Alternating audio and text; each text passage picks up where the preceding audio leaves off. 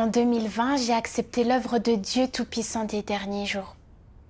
Peu après, mon mari a commencé à essayer de m'empêcher de croire en Dieu. Il m'a critiquée parce que je passais trop de temps à assister aux réunions et à exiger que je choisisse entre lui et ma foi. Cela m'a vraiment troublée. Je ne voulais pas le quitter car je croyais qu'une bonne épouse ne devait pas divorcer de son mari. Mais je ne voulais pas non plus abandonner ma foi. En lisant les paroles de Dieu Tout-Puissant, j'en suis venue à comprendre de nombreuses vérités que je ne comprenais pas auparavant. Et je suis devenue certaine que Dieu Tout-Puissant est le Seigneur Jésus revenu. Alors je me suis dit, quoi qu'il arrive, je choisirai de croire en Dieu. Si je ne crois pas en Dieu, je vivrai dans la souffrance pour toujours et ne serai jamais capable de me libérer du péché et de gagner une nouvelle vie. Amen. Amen. En mai 2022, l'Église prévoyait d'organiser une élection à la fin du mois. Quand j'ai appris que l'élection aurait lieu le soir, mon cœur s'est serré. Pourquoi? Parce que mon mari serait à la maison le soir. Il ferait tout son possible pour m'empêcher d'assister à la réunion. Et je ne pourrais pas participer à l'élection.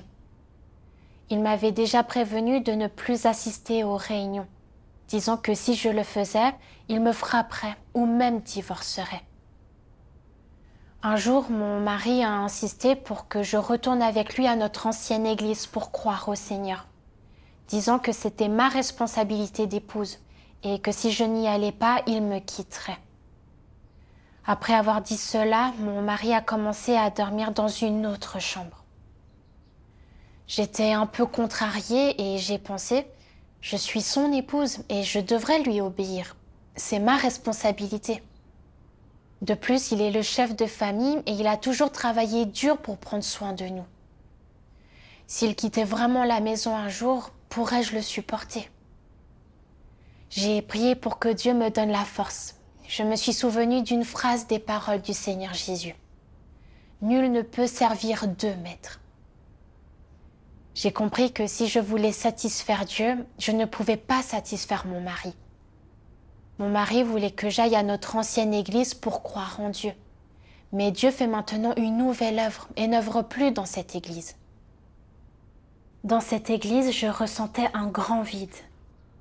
Les sermons du pasteur étaient creux et il demandait simplement aux croyants d'être bons et attentionnés. Mais dans les paroles de Dieu Tout-Puissant, j'en suis venue à comprendre des choses telles que le sens de la vraie foi, comment s'approcher de Dieu et comment se débarrasser du péché, et plus encore. Les nouvelles paroles de Dieu contiennent toutes les vérités pour sauver l'humanité. Ces paroles m'ont grandement approvisionnée, ce que je ne pouvais jamais obtenir dans notre ancienne église. Je ne voulais pas retourner à la religion. En effet, en tant qu'épouse, je devrais accomplir mes responsabilités, comme gérer les tâches ménagères et prendre soin de la vie quotidienne de mon mari et de mes enfants. Je faisais ces choses du mieux que je pouvais. Quant à ma foi, je ne devrais pas être contrôlée par mon mari. Je devais rester ferme sur cette question. Dieu nous demande de lui obéir et non à une quelconque personne.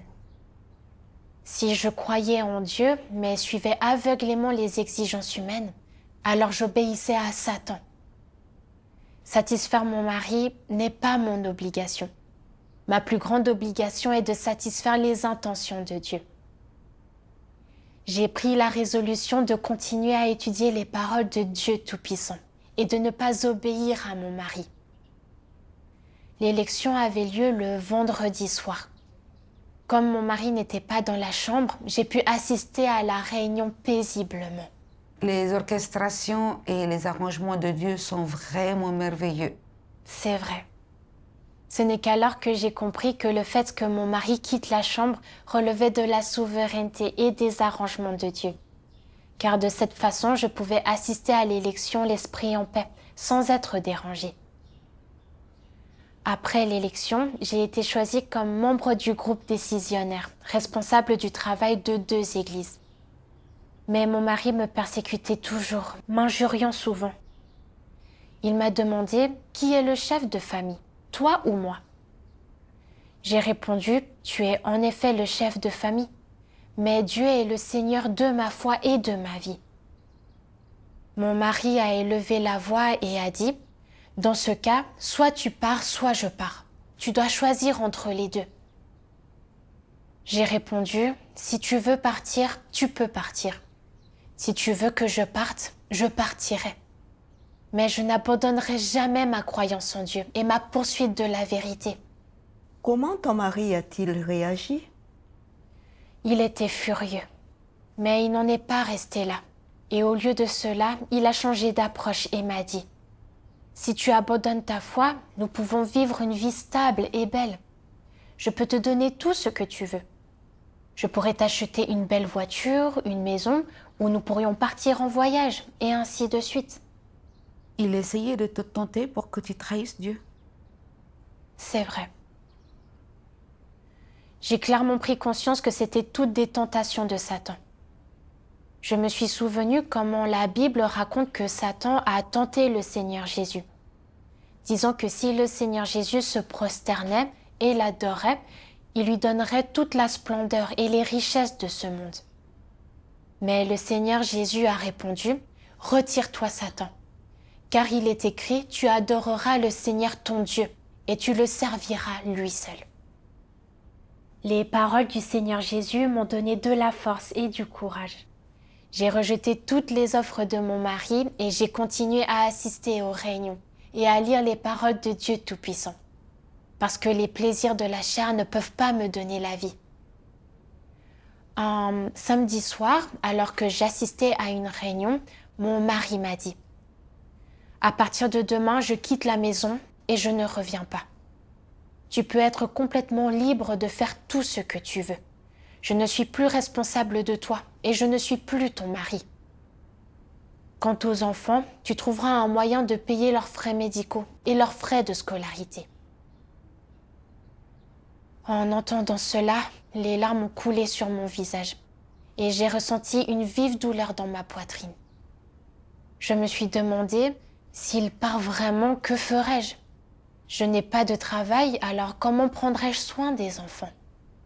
Comment payerais-je leurs frais de scolarité et leurs frais de subsistance?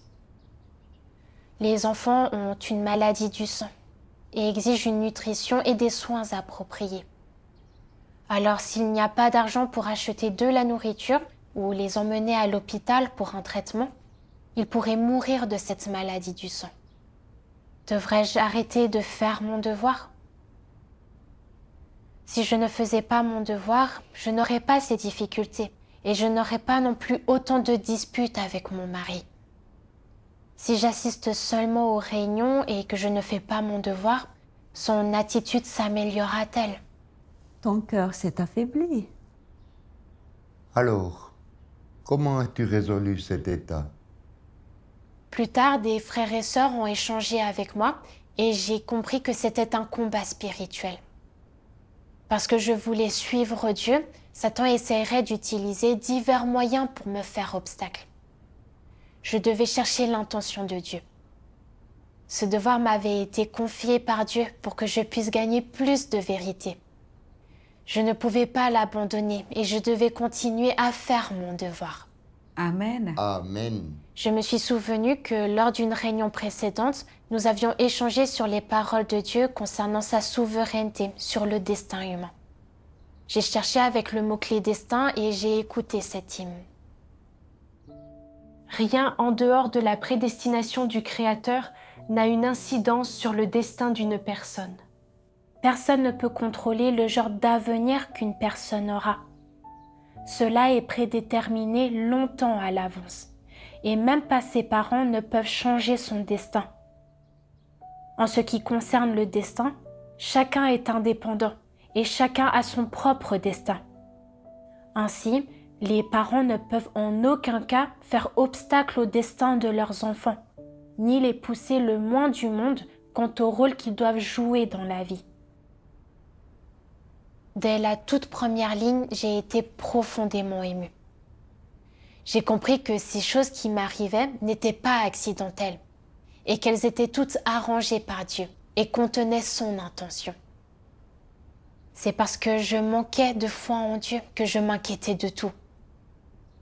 Je pouvais confier ces choses entre les mains de Dieu, parce que Dieu est le souverain du destin de l'humanité. Dieu dit, même pas ses parents ne peuvent changer son destin. Cette phrase m'a fait comprendre que le souverain du destin de mes enfants n'est pas moi, mais Dieu. Je ne devrais pas m'inquiéter de ce que nous devons manger ou boire. Si les enfants tombaient malades, et si mon mari fournirait de l'argent pour le traitement s'ils tombaient malades, tout cela était sous la souveraineté et les arrangements de Dieu, et je devais me soumettre à Dieu. Le Seigneur Jésus dit, « Regardez les oiseaux du ciel, ils ne sèment ni ne moissonnent, et ils n'amassent rien dans des greniers, et votre Père céleste les nourrit. Ne valez-vous pas beaucoup plus qu'eux ?» Je devais avoir une vraie foi en Dieu et faire face à toutes les situations de ma vie quotidienne avec une attitude de soumission. Après cela, j'ai continué à chercher les paroles de Dieu Tout-Puissant. J'ai trouvé ce passage des paroles de Dieu Tout-Puissant. Dans toutes les luttes entre le positif et le négatif, le noir et le blanc, entre la famille et Dieu, les enfants et Dieu, l'harmonie et la rupture, la richesse et la pauvreté, le statut et la banalité, le fait d'être soutenu et d'être rejeté, et ainsi de suite. Vous n'ignorez sûrement pas les choix que vous avez faits. Entre une famille harmonieuse et une famille brisée, vous avez choisi la première, et ce sans aucune hésitation. Entre la richesse et le devoir, vous avez là aussi choisi la première, sans même la volonté de regagner la terre ferme. Entre le luxe et la pauvreté, vous avez choisi le premier. Au moment de choisir entre vos fils, filles, époux et moi, vous avez choisi les premiers. Et entre la notion et la vérité, vous avez encore choisi la première. Devant vos actes malfaisants de toutes sortes, j'ai simplement perdu foi en vous. Je suis tout simplement sidérée que vos cœurs soient à ce point incapables d'être adoucis. Quand j'ai lu ce passage, j'ai eu l'impression que Dieu se tenait juste devant moi et me posait une question. Veux-tu satisfaire ta chair, ta famille et tes enfants, ou veux-tu gagner plus de vérité? J'ai commencé à réfléchir. Quand ma vie de famille entrait en conflit avec ma foi hésitait. Face aux attaques de mon mari, j'ai senti que c'était parce que je faisais mon devoir que mon mari me persécutait. Et que si je ne faisais pas mon devoir, il n'y aurait pas tant de difficultés ou de disputes. Mais le simple fait d'assister aux réunions pouvait-il m'aider à comprendre plus de vérité? Les vérités comprises de cette manière sont trop limitées. C'est vrai. Si j'assistais seulement aux réunions et que je ne faisais pas mon devoir, je ne pourrais pas faire l'expérience de l'œuvre de Dieu. Je ne pourrais pas connaître vraiment mon propre tempérament corrompu. Et je ne pourrais certainement pas entrer dans la vérité réalité. Je me suis dit, quoi qu'il arrive, je ne peux pas abandonner ma foi. Je dois continuer à faire mon devoir avec diligence. Ce à quoi je ne m'attendais pas, c'est que mon mari enverrait un peu d'argent pour les enfants chaque week-end, reviendrait leur rendre visite, puis repartirait. De cette façon, mes moyens de subsistance étaient également assurés. Mais la persécution de mon mari a continué. Qu'est-ce qui s'est passé encore? Un matin, fin juillet, ma mère, mon frère et 3 de mes cousins sont venus chez moi. Ils m'ont dit, tu es mariée maintenant et ton mari est le chef de famille, alors tu devrais lui obéir. Si ton mari veut que tu ailles à l'église avec lui, tu devrais y aller. Un autre cousin a ajouté, Jésus-Christ a prophétisé que de faux Christ apparaîtraient dans les derniers jours. Tu as été induite en erreur par un faux Christ. J'ai répondu, Jésus-Christ nous a en effet avertis qu'après que Dieu aura terminé une étape de l'œuvre, de faux Christ apparaîtront en montrant des signes et des prodiges pour induire les gens en erreur. Mais ils ne peuvent qu'imiter l'œuvre que le Seigneur Jésus a déjà faite. Et ils ne peuvent jamais exprimer la vérité pour purifier et sauver les gens. Dans les derniers jours, Dieu Tout-Puissant exprime la vérité pour faire l'œuvre de jugement et de purification des gens. Seul Dieu peut exprimer la vérité. Aucune personne ne peut faire cela.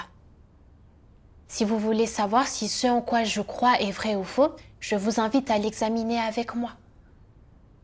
En entendant cela, mon mari s'est mis très en colère et a dit « Voilà le problème. Ce qu'elle étudie lui fait nier tout ce que les prêtres et les pasteurs disent. Peu importe ce que je lui dis, elle n'écoute pas. Elle est si têtue. » Mon frère a alors dit « Nous ne sommes pas venus ici pour étudier avec toi. Je veux juste te poser une question. Ton mari veut que tu retournes à l'église avec lui. Le feras-tu ou non ? » Je lui ai répondu « J'ai déjà pris ma décision. Je n'abandonnerai jamais mon étude en ligne pour retourner à l'église. » Il a continué « Tu préférerais que ton mari t'abandonne, toi et tes enfants, plutôt que de cesser d'assister aux réunions en ligne, c'est ça ?»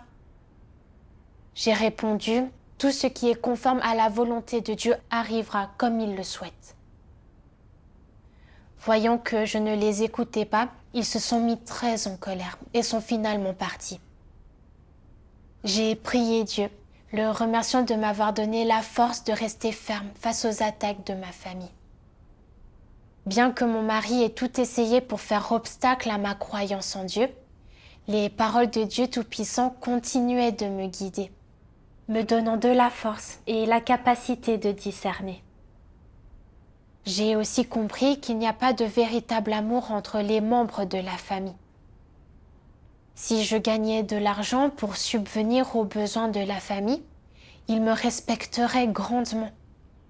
Mais si je touchais à leurs intérêts, ils montreraient leur vrai visage, me feraient la leçon et essayeraient même de contrôler ma foi. J'ai aussi vu clairement que l'essence de mon mari était celle d'un démon, parce que seuls les démons essayent d'empêcher les gens de suivre Dieu, les arrêtant de lire les paroles de Dieu et de faire leur devoir.